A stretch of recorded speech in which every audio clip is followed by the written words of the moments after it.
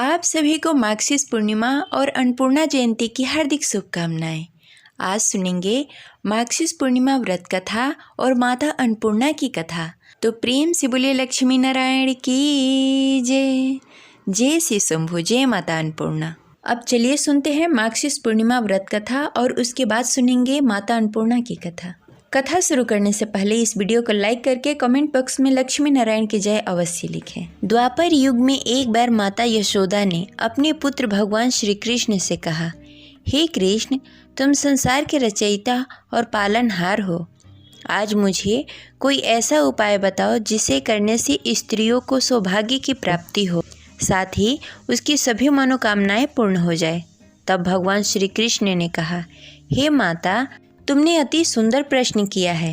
मैं तुमसे ऐसे ही व्रत को सविस्तार कहता हूँ, ध्यान पूर्वक सुनो। सौभाग्य की प्राप्ति के लिए स्त्रियों को 32 पूर्णमासी का व्रत करना चाहिए।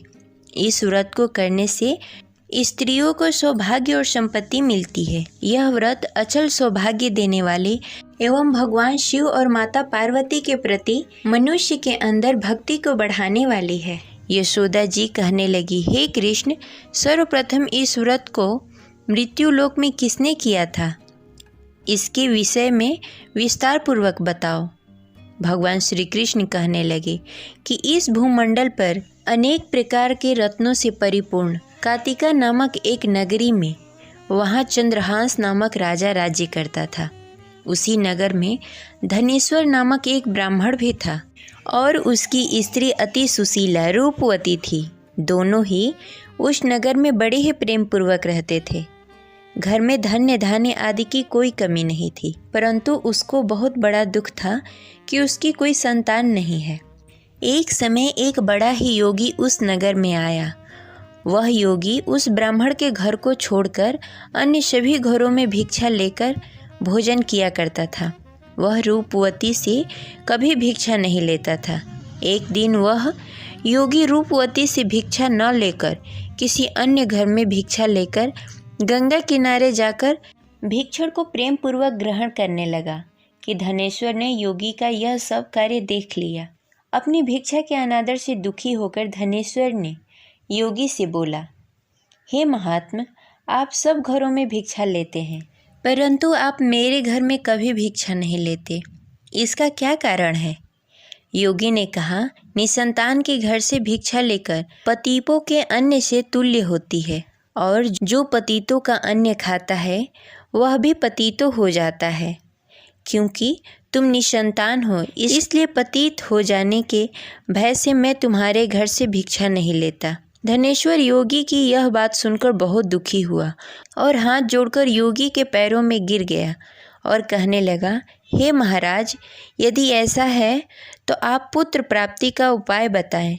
आप सर्वज्ञानी हैं, मुझ पर कृपा करें। हे भगवान, मेरे घर में धन धान्य की कोई कमी नहीं, परंतु मैं पुत्र न होने के कारण अत्यंत दुखी रहता हूँ। आप मेरी इस दुख का हरण करें, आप समर्थवान हैं। यह सुनकर योगी कहने लगे, हे ब्राह्मण, तुम चंडी की आराधना करो। घर आकर उसने अपनी पत्नी से सब वृत्तांत कहा और स्वयं तप करने के लिए वन में चला गया। वन में जाकर उसने चंडी की उपासना की और उपवास किए। चंडी ने 16वें दिन उसको स्वप्न में दर्शन दिया और कहा, हे धनेश्वर, जा, तेरे घर में पुत्र होगा, परंतु वह 16 वर्ष की आयु में मृत्यु को प्राप्त हो जाएगा। यदि तुम दोनों पति पत्नी 32 पूर्णमासी का व्रत विधि विधान पूर्वक करोगे तो वह दीर्घायु हो जाएगा।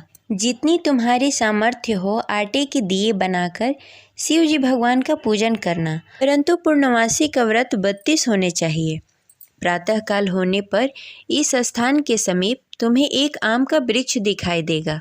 उस पर चढ़कर एक फल तोड़कर शीघ्र ही अपने घर चले जाना और अपनी पत्नी से सब वेदांत कहना। ऋतु स्नान के पश्चात वह स्वच्छ होकर श्री शंकर भगवान का ध्यान करके उस फल को खा लेगी। भगवान शिव की कृपा से उसे गर्भ हो जाएगा। जब वो ब्राह्मण प्रातःकाल उठा, उस स्थान पर एक वृक्ष उगा हुआ था जिस पर एक अत्यंत सुंदर आम का फल लगा हुआ था। उस ब्राह्मण ने उस आम के वृक्ष पर चढ़कर फल को तोड़ने का प्रयत्न किया, परंतु वृक्ष पर कई बार प्रयत्न करने पर भी वह चढ़ नहीं पाया। तब वह ब्राह्मण को बहुत चिंता हुई। तब विघ्न विनाशक श्री गणेश भगवान की वंदना करने लगा। हे दयानिधि, अपने भक्तों को विघ्नों का नाश करके उसके मंगल कार्य को करने वाले, दुखों का नाश करने वाले, रिद्धि सिद्धि प्रदान करने वाले, आप मुझ पर कृपा करके इतना बल दें कि मैं अपने मनोरथ को पूरा कर सकूं। इस प्रकार गणेश जी की प्रार्थना करने पर उसकी कृपा से धनेश्वर वृक्ष पर चढ़ गया और उसने सुंदर आम का फल तोड़ लिया। और धनेश्वर ने सोचा, जो वरदान से फल मिला था वो यही है और कोई फल दिखाई नहीं दे रहा। उस धनेश्वर ब्राह्मण ने जल्दी से घर जाकर अपनी पत्नी को वह फल दे दिया और उसकी पत्नी ने अपने पति के कहे अनुसार उस फल को खा लिया और गर्भवती हो गई। देवी जी की असीम कृपा से उसे एक अत्यंत सुंदर पुत्र प्राप्त हुआ, जिसका नाम उन्होंने देवीदास रखा। माता पिता के हर्ष और शोक के साथ वह बालक शुक्ल पक्ष की चंद्रमा की भांति अपने पिता के घर में बड़ा होने लगा। वह बालक अति सुंदर, विद्वान और बहुत ही पढ़ने में निपुण हो गया।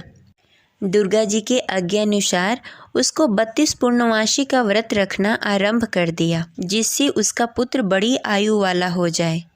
16वां साल लगते ही देवीदास के माता पिता को बड़ी ही चिंता हो गई कि उसके पुत्र की इस वर्ष मृत्यु न हो जाए। इसलिए उन्होंने अपने मन में विचार किया कि यदि यह दुर्घटना उसके सामने हो गई तो वो कैसे सहन कर पाएंगे। इसलिए उन्होंने देवीदास के मामा को बुलाया और कहा, हमारी एक बहुत बड़ी इच्छा है कि देवीदास 1 साल के लिए काशी में जाकर विद्या अध्ययन करे और उसको अकेला भी नहीं छोड़ना चाहिए, इसलिए साथ में तुम चले जाओ और 1 वर्ष के पश्चात उसको वापस लेकर आना। सब प्रबंध करने के पश्चात उसके माता पिता ने काशी जाने के लिए देवीदास को एक घोड़े पर बैठाकर उसके मामा के साथ भेज दिया, परंतु यह बात उसके मामा या किसी और को नहीं बताई। धनेश्वर तथा उसकी पत्नी ने अपने पुत्र के मंगल कामना तथा दीर्घायु के लिए भगवती दुर्गा की आराधना करना शुरू कर दिया। पूर्णमासी का व्रत करना आरंभ कर दिया। इस प्रकार बराबर 32 पूर्णमासी व्रत किया। उन्होंने पूरी श्रद्धा और भक्ति के साथ पूरा व्रत कर लिया। कुछ समय पश्चात एक दिन वह मामा और भांजा रात बिताने के लिए किसी गांव में ठहरे हुए थे। उस दिन उस नगर में ब्राह्मण के अत्यंत सुंदर, सुशील और रूपवती कन्या का विवाह होने वाला था। जिस धर्मशाला के अंदर वर और उसके बाराती ठहरे हुए थे, उसी धर्मशाला के अंदर देवीदास और उसके मामा भी ठहरे हुए थे। उधर कन्या को तेल आदि चढ़ने के बाद जब लग्न का समय आया तो वर की तबीयत खराब हो गई। वर के पिता ने अपने परिवार वालों से विचार विमर्श करके कहा कि देवीदास मेरे पुत्र जैसा ही है, मैं उसके साथ लग्न करा दूं और बाद में बाकी सारे काम मेरे बेटे के साथ पूरे हो जाएंगे। ऐसा करने के बाद वर के पिता ने देवीदास को मांगने के लिए उसके मामा के पास गए और उन्हें सारी बात बताई। मामा ने कहा कि कन्यादान में जो कुछ भी मिलेगा वो हमें दे दिया जाए। वर के पिता ने बात स्वीकार कर ली। इसके बाद देवीदास का विवाह कन्या के साथ संपन्न हो गया। इसके बाद वह अपने पत्नी के साथ भोजन न कर सका और मन में विचार करने लगा, न जाने यह किसकी पत्नी होगी। यह सोचकर उसकी आंखों से आंसू आ गए। तब वधू ने पूछा कि क्या बात है, आप उदास क्यों हैं? तब उसने सारी बातें पत्नी को बता दी। तब कन्या कहने लगी कि यह ब्रह्म विधान के विपरीत है। आप मेरे पति हैं, मैं आपकी पत्नी रहूंगी, किसी अन्य की कभी नहीं हो सकती। तब देवीदास ने कहा, ऐसा मत करिए, क्योंकि मेरी आयु कम है, मेरे बाद आपका क्या होगा। लेकिन उसकी पत्नी नहीं मानी और बोली, स्वामी आप भोजन करिए। दोनों रात में सोने के लिए चले गए। सुबह देवीदास ने पत्नी को 4 नगों से जड़ी एक अंगूठी दी और एक रुमाल दिया और बोला, हे प्रिय, इसे ले लो, संकेत समझकर स्थिर चित्त हो जाओ। मेरे मरण जीवन के जानने के लिए एक पुष्प वाटिका बना लो, उसमें सुगंधित पुष्पों को उगा लो, उसमें प्रतिदिन जल देना और खेलते कूदते रहना। जिस समय और जिस दिन मेरा प्राण प्राणांत होगा उस दिन यह पुष्प सूख जाएंगे। जब यह फिर से हरे हो जाएं, तो जान लेना मैं जीवित हूँ। यह समझाकर वह वहाँ से चला गया। इसके बाद जब वर और बाराती मंडप में आए तो कन्या ने उसे देखकर कहा कि ये मेरा पति नहीं है, मेरे पति वह हैं जिनके साथ मेरा रात में विवाह हुआ था। इसके साथ मेरा विवाह नहीं हुआ। अगर यह वही है तो यह बताए कि मैंने इसको क्या दिया। साथ ही कन्यादान के समय आभूषण मिले उसे दिखाए। कन्या की ये बातें सुनकर वह कहने लगा कि मैं यह सब नहीं जानता। इसके बाद सारी बारात भी अपमानित होकर लौट गई। भगवान श्री कृष्ण बोले, हे माता, इस प्रकार देवीदास काशी चला गया। कुछ समय जब बीत गए तो एक सर्प उसको डसने के लिए वहां आया, लेकिन वह उसको काट नहीं पाया क्योंकि उसकी माता ने पहले ही 32 पूर्णमासी का व्रत कर लिए थे। इसके बाद खुद काल वहां पहुंचा। भगवान की कृपा से तभी वहां माता पार्वती और भगवान गणेश आ गए। देवीदास की मूर्छित दशा को देखकर माता पार्वती ने भगवान शिव से प्रार्थना की कि हे महाराज, इस बालक की माता ने पहले ही 32 पूर्णमासी का व्रत कर लिया है, आप इसको प्राण दान दें। भगवान शिव ने माता पार्वती के कहे अनुसार उसको प्राण दान दे दिया। उधर उसकी पत्नी उसके काल की प्रतीक्षा कर रही थी। उसकी पत्नी ने जाकर देखा कि पुष्प और पत्र दोनों ही नहीं हैं, तो उसको बहुत ही आश्चर्य हुआ और जब उसने देखा कि पुष्प वाटिका फिर से हरी भरी हो गई तो वह समझ गई कि उसका पति जिंदा हो गया है। इसके बाद वह बहुत ही प्रसन्न होकर अपने पिता से कहने लगी कि मेरे पति जीवित हैं, उनको ढूंढिए। जब 16वां वर्ष व्यतीत हो गया तब देवीदास अपने मामा के साथ काशी से चल दिया। इधर उसके पत्नी के परिवार वाले उसे ढूंढने के लिए जा रहे थे कि उन्होंने देखा कि देवीदास और उसका मामा उधर ही आ रहे थे। उसको देखकर उसके ससुराल वाले बहुत ही प्रसन्न हुए और उसे घर लेकर आए। वहाँ सारा नगर इकट्ठा हो गया और कन्या ने भी उसे पहचान लिया। देवीदास ने इसके बाद अपनी पत्नी और मामा को लेकर वहाँ से चल दिया। उसके ससुराल वालों ने भी उसे बहुत सारा धन और दहेज देकर विदा किया। जब वह घर के लिए चल रहा था तो उसके माता पिता को लोगों ने खबर दे दी कि तुम्हारा पुत्र देवीदास और उसकी पत्नी और उसके मामा आ रहे हैं। ऐसा समाचार सुनकर पहले तो उन्हें विश्वास नहीं हुआ, लेकिन जब देवीदास आकर अपने माता पिता का पैर छुआ तो देवीदास के माता पिता ने उसका माथा चूम लिया और दोनों को अपने सीने से लगा लिया। दोनों की आने की खुशी में धनेश्वर ने बहुत सारा धन ब्राह्मणों को दान में दिया और हंसी खुशी रहने लगे। भगवान श्री कृष्ण कहने लगे कि इस तरह धनेश्वर ने 32 पूर्णिमा का व्रत रखकर पुत्र प्राप्त किए। जो भी स्त्री इस व्रत को करती है वह जन्म जन्मांतर तक वैध का दुख नहीं भोगती और सदैव सौभाग्यवती रहती है। यह मेरा वचन है। यह व्रत संतान देने वाला और सभी मनोकामनाएं पूर्ण करने वाला है। इस प्रकार पूर्णिमा व्रत कथा संपन्न हुई। अब चलिए सुनते हैं माता अन्नपूर्णा की कथा। माता अन्नपूर्णा की पौराणिक कथा के अनुसार एक बार भगवान शिव ने माता पार्वती से कहा कि यह संसार केवल माया है, भोजन भी माया है, शरीर और अन्न का कोई विशेष महत्व नहीं है। इस बात से माता पार्वती बहुत ही आहत हुई और उन्होंने निर्णय लिया कि वे संसार से अन्न को गायब कर देंगी। जैसे ही माता ने यह संकल्प किया वैसे ही पूरे ब्रह्मांड में अन्न का संकट उत्पन्न हो गया। जीवन सूखने लगा, लोग भूख प्यास से व्याकुल हो गए। तब माता पार्वती ने काशी अर्थात वाराणसी में एक रूप धारण किया जो माता अन्नपूर्णा के रूप में था, जो अपने हाथों में अक्षय पात्र लेकर प्रकट हुई। अक्षय पात्र जिसमें से कभी भी भोजन समाप्त नहीं होता। तभी शिव जी स्वयं भूख से व्याकुल होकर और सभी प्राणियों की जान बचाने के लिए माता अन्नपूर्णा के पास भोजन मांगने पहुँचे। उन्होंने स्वीकार किया शरीर और अन्न का भी अस्तित्व में बड़ा महत्व है। उन्होंने देवी अन्नपूर्णा से अन्न की भीख मांगी। देवी अन्नपूर्णा ने भगवान शिव को वह सारा अन्न दे दिया जिसे उन्होंने पूरी पृथ्वीवासियों में बांट दिया और इस तरह से अकाल की समस्या दूर हो गई। तब से माता अन्नपूर्णा की पूजा भोजन और पोषण की देवी के रूप में किया जाता है। यह घटना मार्गशीर्ष मास की पूर्णिमा तिथि के दिन हुई थी, जिसे अन्नपूर्णा जयंती के रूप में मनाया जाता है। काशी में विश्वनाथ मंदिर के पास ही अन्नपूर्णा देवी का मंदिर स्थित है। मान्यता है कि यह वही स्थान है जहां भगवान शिव ने माता अन्नपूर्णा से अन्न का दान मांगा था। मान्यता है कि माता अन्नपूर्णा के दरबार से मिले खजाने से श्रद्धालु के घर में अन्न भंडार सदा के लिए भरा रहता है। साथ ही यह मंदिर देश का इकलौता ऐसा मंदिर है जो कि श्री यंत्र के आकार में बना हुआ है। इस प्रकार काशी भगवान शिव और माता अन्नपूर्णा के लिए बेहद ही खास है।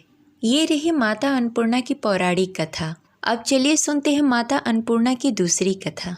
एक समय की बात है, काशी निवासी धनंजय की पत्नी का नाम सुलक्षणा था। उसे अन्य सभी सुख प्राप्त थे, केवल निर्धनता ही उसके दुख का कारण था। यह दुख उसे हर समय सताता रहता था। एक दिन सुलक्षणा पति से बोली, हे स्वामी, आप कुछ उद्यम करो तो घर का काम चले। इस प्रकार कब तक काम चलेगा? सुलक्षणा की बात धनंजय के मन में बैठ गई और वह उसी दिन विश्वनाथ जी अर्थात भगवान शिव की प्रसन्न करने के लिए बैठ गया और कहने लगा, हे देवादिदेव महादेव, मुझे पूजा पाठ कुछ नहीं आता है, केवल आपके भरोसे बैठा हूँ। इतनी विनती करते हुए वह 2-3 दिनों तक भूखा प्यासा वहीं बैठा रहा। यह देखकर भगवान शिव ने उसके कानों में कहा, अन्नपूर्णा अन्नपूर्णा अन्नपूर्णा। इस प्रकार 3 बार कहा। यह कौन क्या कह गया? इसी सोच में धनंजय पड़ गया कि मंदिर में से आते जाते ब्राह्मणों को देखकर पूछने लगा, हे पंडित जी, अन्नपूर्णा कौन है? ब्राह्मणों ने कहा, तू अन्न छोड़ बैठा है, सो तुझे अन्न की बातें सूझती है, जा घर पर जाकर अन्न ग्रहण कर ले। धनंजय घर गया और स्त्री से सारी बातें कही। स्त्री बोली, हे नाथ, चिंता मत करो, स्वयं भगवान शिव जी ने यह मंत्र दिया है, वह स्वयं ही खुलासा करेंगे। आप फिर जाकर उनकी आराधना करो। धनंजय फिर जाकर जैसा का तैसा वैसे ही पूजा में बैठ गया। रात्रि में शिव जी ने आज्ञा दी और कहा, तू पूर्व दिशा में चला जा। धनंजय ने वैसा ही किया। शिव जी के कहे अनुसार अन्नपूर्णा का नाम जपता जपता रास्ते में फल खाता, झरनों का पानी पीता, इस प्रकार कितने ही दिनों तक चलता गया। वहाँ उसे चांदी सी चमकती हुई वन की शोभा देखने लगी। सुंदर सरोवर देखने में आया। उसके किनारे कितनी सी अप्सराएं झुंड बनाकर बैठी थी। एक कथा सुनती और सब मिलकर माता अन्नपूर्णा इस प्रकार का बार बार कहती थी। यह अगहन मास का यानी कि मार्गशीर्ष मास की उजेली रात्रि थी और आज से ही व्रत का आरंभ होने वाला था। जिस शब्द की खोज करने वह निकला था वह उसे वहाँ सुनने को मिला। धनंजय ने उसके पास जाकर पूछा, हे देवियों, आप क्या करती हो? उन सब ने कहा, हम सब तो माता अन्नपूर्णा का व्रत करती हैं। धनंजय ने पूछा, व्रत पूजा करने से क्या होता है? यह किसके लिए किया जाता है? यह किसी ने किया भी है? और यह किस प्रकार किया जाता है? इसकी विधि क्या है? मुझे भी विस्तार पूर्वक बताओ। वे कहने लगी, इस व्रत को सब कोई कर सकता है। 21 दिन के व्रत के लिए 21 गांठ का सूत लेना चाहिए। यदि 21 दिन व्रत न कर पाओ तो 1 दिन उपवास करें। यह भी न बने तो केवल कथा सुनकर प्रसाद लें। निराहार होकर कथा कहें। अगर कोई कथा सुनने वाला न मिले तो पीपल वृक्ष के पत्तों पर सुपारी या घृत कुमारी वृक्ष के सामने एक दीपक की साक्षी रखकर सूर्य, गाय, तुलसी या महादेव को कथा सुनाएं। कथा किसी को सुनाए बिना मुख में एक अन्न का दाना न डालें। यदि भूल से भी कुछ पड़ जाए तो 1 दिवस फिर उपवास करें। व्रत के दिन क्रोध न करें और झूठ न बोलें। धनंजय बोला, इस व्रत को करने से क्या होगा? वे कहने लगी, इसके करने से अंधों को नेत्र मिलेगा, लूल्हों को हाथ मिलेगा, निर्धन के घर में धन आएंगे और बांझिन को पुत्र प्राप्त होगा और मूर्खों को विद्या प्राप्त होगी। जो जिस कारण से व्रत करे माँ उसकी इच्छा पूरी करती है। वह कहने लगा, बहनों, मेरे पास धन नहीं है, विद्या नहीं है, मेरे पास कुछ भी नहीं है, मैं तो दुखहारी ब्राह्मण हूँ। बहनों, कृपा करके इस व्रत का सूत मुझे दोगी? हाँ भाई, तेरा कल्याण हो, हम तुम्हें यह व्रत का सूत अवश्य देंगे। हे भाई, इस व्रत का मंगल सूत्र ले। धनंजय ने व्रत किया। व्रत पूरा हुआ तभी सरोवर में से 21 खंड की सुवर्ण सीढ़ी हीरा मोती जड़ी हुई प्रकट हुई। धनंजय जय अन्नपूर्णा कहता जा रहा था। इस प्रकार कितनी ही सीढ़ियाँ उतर गया तो क्या देखता है कि करोड़ों सूर्य से प्रकाशमय अन्नपूर्णा का मंदिर है। उसके सामने सुवर्ण सिंहासन पर बैठी हुई माता अन्नपूर्णा विराजमान है। सामने भिक्षा हेतु शंकर जी भगवान खड़े हैं। देवांगनाएं चंवर डुला रही हैं। कितनी ही हथिया पहरा दे रही हैं। धनंजय दौड़कर जगदम्बा के चरणों में गिर गया। देवी उसके मन का क्लेश जान गई। धनंजय कहने लगा, माता, आप तो अंतर्यामी हो, आपको अपनी दशा क्या बताऊं? माता बोली, मेरा व्रत किया है, जा, संसार तेरा सत्कार करेगा। माता ने धनंजय की जिज्ञासा पर बीज मंत्र दे दिया। अब तो उसके रोम रोम में विद्या प्रकट हो गई। इतने में जब धनंजय आंखें खोलता है तो क्या देखता है कि वो काशी विश्वनाथ मंदिर में अपने आप को पाता है। माँ का वरदान लेकर धनंजय घर आ गया और सुलक्षणा से सारी बातें कही। माता की कृपा से उसके घर में संपत्ति उमड़ने लगी। छोटा सा घर बड़ा गिना जाने लगा। जैसे शहद के छत्ते में मधुमक्खियाँ जमा हो गई हो, उसी प्रकार अनेक सगे संबंधी आकर बधाइयाँ देने लगे और कहने लगे, इतना धन और इतना बड़ा घर, सुंदर संतान नहीं हो तो इस कमाई का कौन भोग करेगा? सुलक्षणा से कोई संतान नहीं है, इसलिए तुम जाकर दूसरी विवाह कर लो। अनिच्छा होते हुए भी धनंजय को दूसरा विवाह करना पड़ा और सती सुलक्षणा को सौत का दुख उठाना पड़ा। इस प्रकार दिन बीतते गए और अगहन मास आया। नए बंधन में बंधे पति से सुलक्षणा ने कहा कि हम व्रत के प्रभाव से सुखी हुए हैं, इस कारण यह व्रत छोड़ना अच्छा नहीं होगा। यह माता जी का प्रताप है जो हम इतने संपन्न और सुखी हैं। सुलक्षणा की बात सुनकर धनंजय उसके यहाँ आ गया और व्रत में बैठ गया। नई बहू को इस व्रत की खबर नहीं थी। वह धनंजय के आने की राह देख रही थी। दिन बीतते गए और व्रत पूर्ण होने के 3 दिवस बाकी थे कि नई बहू को खबर पड़ी कि उसके मन में ईर्ष्या की ज्वाला दहक उठी और सुलक्षणा के घर आकर उसने बड़ा उधम मचाया और धनंजय को अपने साथ लेकर घर पर आ गई। हैरान परेशान धनंजय को थोड़ी ही देर में नए घर में निंद्रा आ गई। इसी समय बहू ने उसका व्रत का सूत तोड़कर आग में फेंक दिया। अब तो माता का कोप जग गया। घर में अकस्मात ही आग लग गई और सब कुछ जलकर राख हो गया। जैसे ही सुलक्षणा को यह बात की खबर हुई तो वह पति को लेकर अपने पास आ गई। नई बहू रूठकर पिता के घर बैठ गई।